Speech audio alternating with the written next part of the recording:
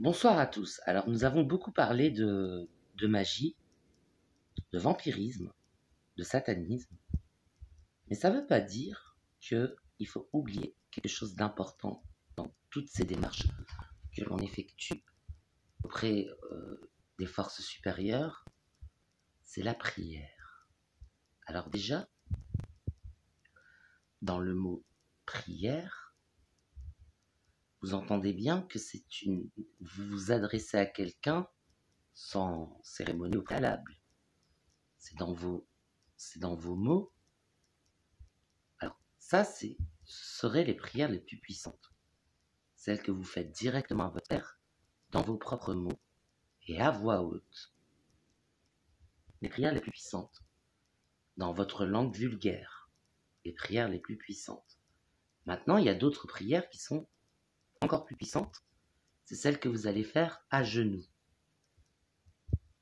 Alors, en fait, les musulmans se reconnaissent dans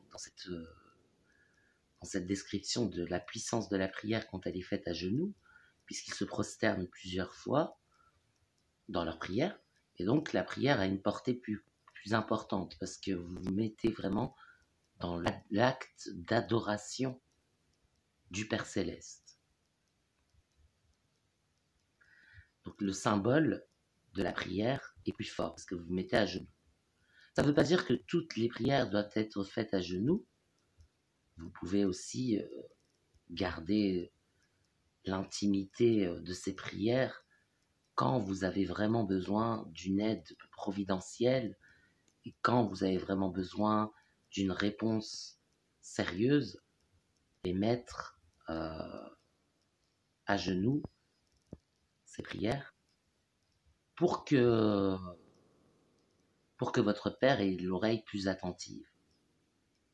Maintenant, une prière, ça peut être fait dans le cœur, à voix basse, ou juste simplement en pensée, mais elles sont moins fortes. Alors quand Jésus-Christ a enseigné à prier, il a enseigné le Notre Père. Je l'ai déjà dit dans une vidéo précédente, c'est un modèle pour la construction d'une prière. Notre Père qui est aux cieux, donc déjà il ne faut pas oublier que c'est un Père qui est aux cieux. Que ton nom soit sanctifié, donc déjà ne pas oublier son nom. Que ton règne vienne, ne pas oublier qu'il faut que ce soit lui qui commande. Que ta volonté soit faite sur la terre comme au ciel, c'est bien ce qui est répété. Donne-nous aujourd'hui notre pain quotidien et pardonne nos offenses comme nous pardonnons aussi à ceux qui nous ont offensés. Mais ne nous soumets pas à la tentation et délivre-nous du mal, car c'est à toi qu'appartiennent le règne, la puissance et la gloire pour des siècles des siècles. Amen.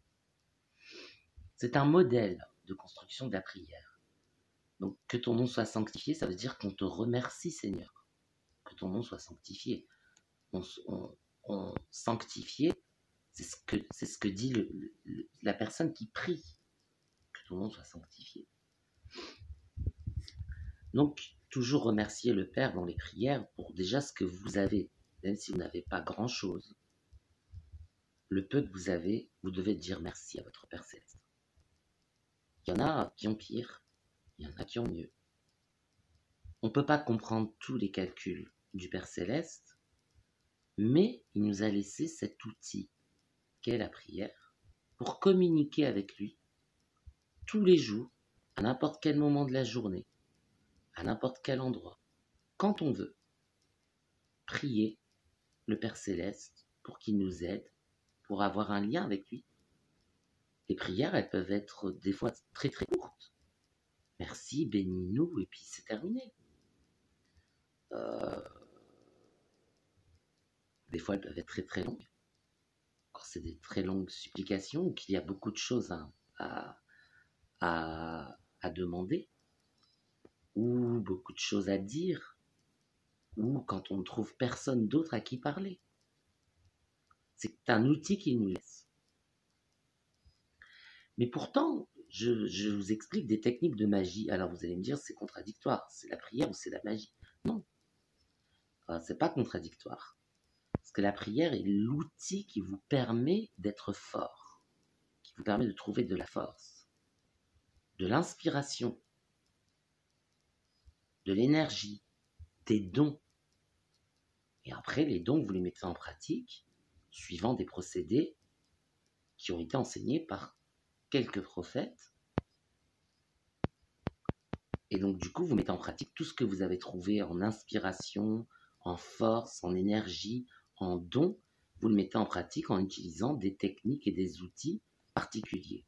Mais c'est la prière qui est la plus puissante et qui est la plus utile dans vos démarches personnelles. N'oubliez jamais de commencer, avant de démarrer quelque chose, par une prière.